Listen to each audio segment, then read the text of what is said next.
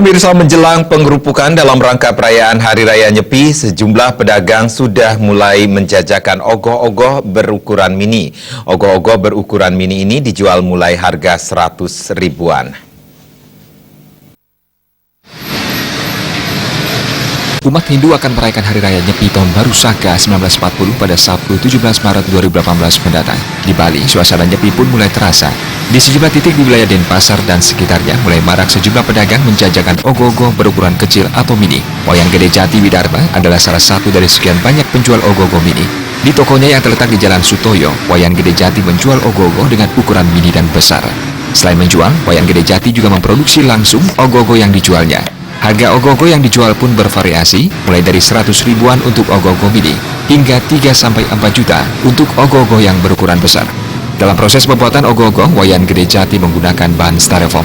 Bahan ini digunakan untuk memudahkan dalam proses pembuatan. Pembuatan ogoh-ogoh mini biasanya menghabiskan waktu 1 hari, dan pembuatan ogoh-ogoh besar memerlukan waktu 3 hari.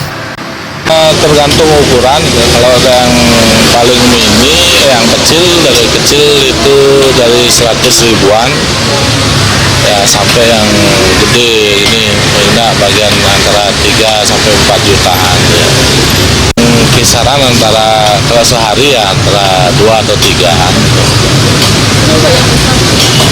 Untuk yang besar yang udah ada 10-an sudah kirim, yang ukuran yang di atas 2 meteran lah.